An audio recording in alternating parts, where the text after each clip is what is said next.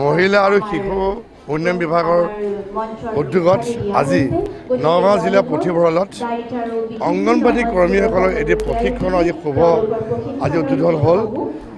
যিসকল অংগনবাদী কৰ্মী 10+2 অৰ্থাৎ হায়াৰ ছেকেণ্ডেৰীৰ পৰা তেওঁলোকৰ ওপৰলৈকে পঢ়া আছিলে, তেওঁলোকক ছমহীয়া এৰি তেওঁলোকক প্ৰশিক্ষণ দিয়া হ'ব। যিহেতু অংগনবাদী কৰ্মীসকলে এটা খুব গুৰুত্বপূৰ্ণ ভূমিকা অৱলম্বন কৰি আছে, তেওঁলোকে অংগনবাদী কেন্দ্ৰসমূহত 3 বছৰৰ পৰা 6 বছৰলৈ শিশুসকলক তেওঁলোকে পৰিচৰ্যা কৰে, লালন পালন কৰে। তাৰ বাবে কি ধৰণে তেওঁলোকে শিশুসকলক যত্ন কৰিব তাৰে প্ৰশিক্ষণ আজিৰ পৰা শুভাৰম্ভ হ'ল। নগাঁও জিলাত 5টা ঠাইত এই প্ৰশিক্ষণ হ'ব। নতুন শিক্ষানীতি 2020ৰ আধাৰত এই যি প্ৰশিক্ষণৰ ব্যৱস্থা কৰা হৈছে। আজি মহিলা আৰু শিশু উন্নয়ন বিভাগৰ সঞ্চালক বিভাসমতী ডাঙৰীয়া আজি ইয়াত আছিলে আৰু বিভাগৰ আন উচ্চপদস্থ বিষয়াসকল আছিলে।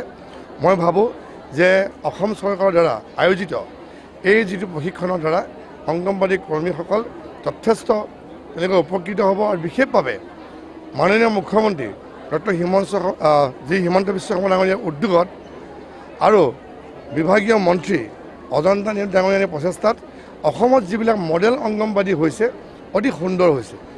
ভাৰতীয় শিক্ষানীতি 2020 চনৰ পৰিপ্ৰেক্ষিতত অসম চৰকাৰে অংগনবাদী কৰ্মীসকলৰ কাৰণে যিসকল 3 বছৰৰ পৰা 6 বছৰীয়া শিশু অংগনবাদী কেন্দ্ৰসমূহত যায়, তাত প্ৰথম প্ৰক্ৰিয়া কি ধৰণৰ হ'ব, তাৰ শৈলী কি হ'ব, ইয়াৰ ওপৰত আমি অসম চৰকাৰে আমাৰ মহিলা আৰু শিশু বিকাশ বিভাগ আৰু SCRTৰ জৰিয়তে আমি কাৰিকুলাম তৈয়াৰী কৰিছোঁ আৰু তাৰ বাবে যিসকল হায়াৰ ছেকেণ্ডেৰী উত্তীৰ্ণ অংগনবাদী কৰ্মী আছে তেওঁলোকক ছমহীয়া প্ৰশিক্ষণৰ ব্যৱস্থা হাতত লোৱা হৈছে।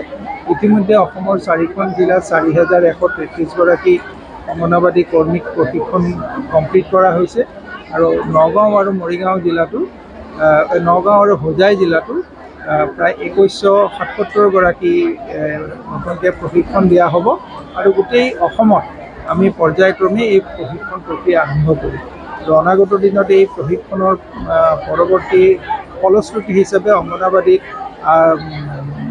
ল'ৰা ছোৱালীক গঢ় দিয়াৰ যি কাৰ্যপ্ৰণালী সেইটো খুব সুদূৰ প্ৰসাৰী এক ফলাফল আমি দেখা পাওঁ। ধন্যবাদ।